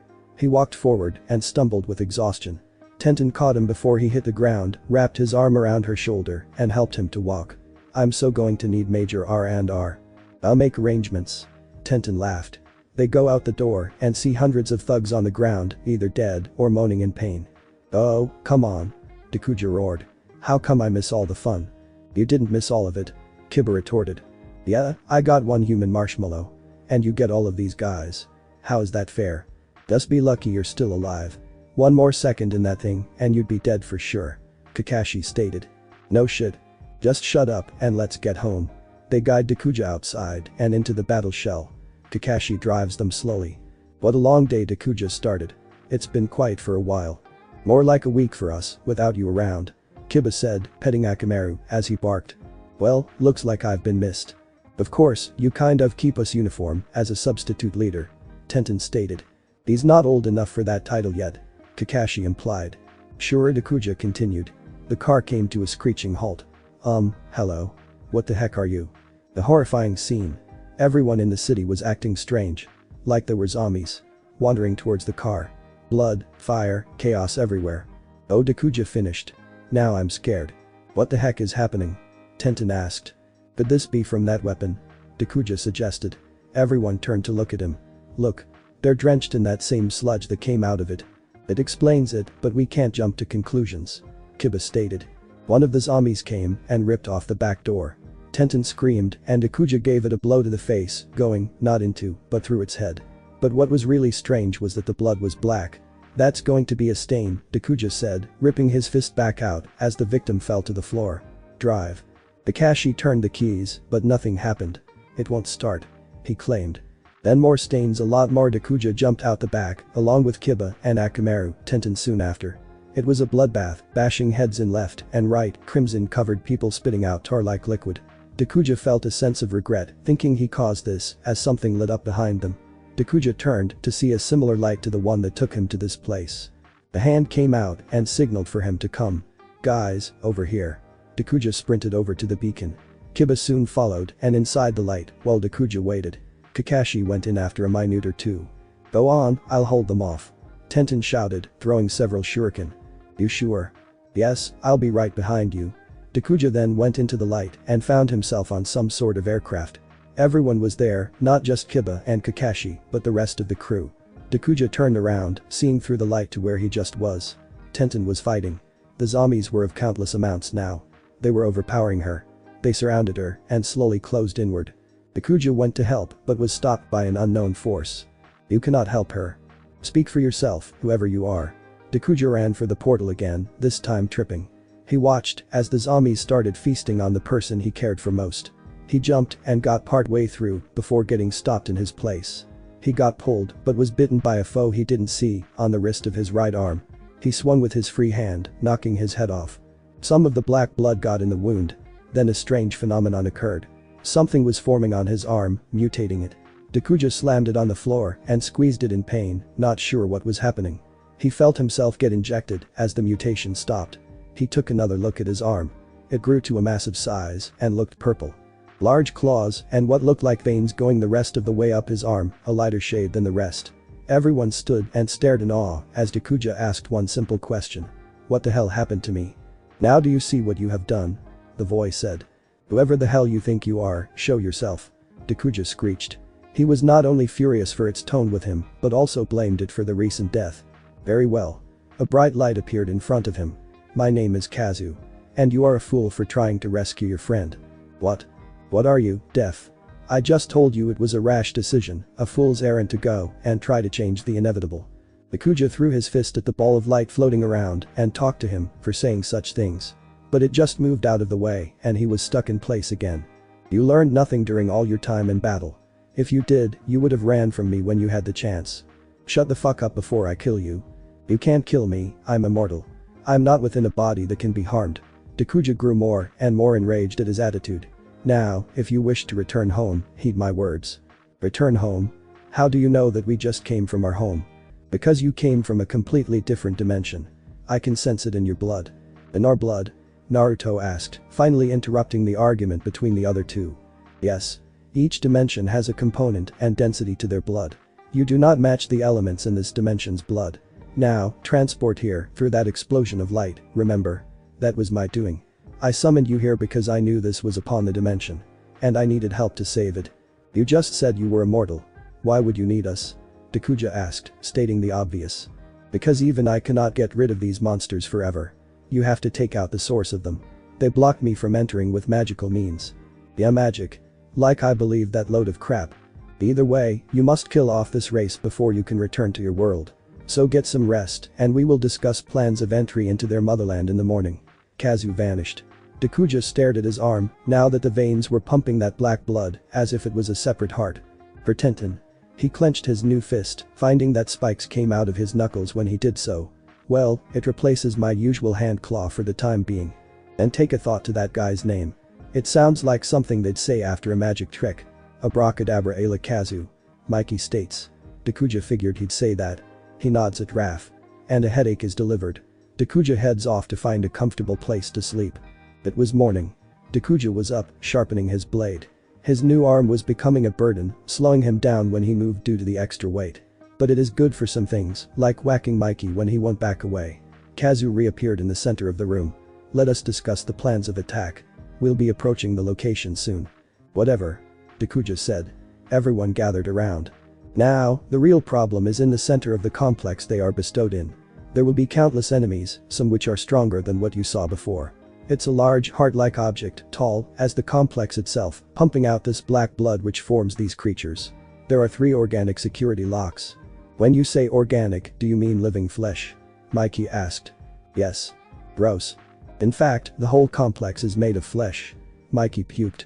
As expected. Just tell us where to go and how to get rid of them. Dakuja said.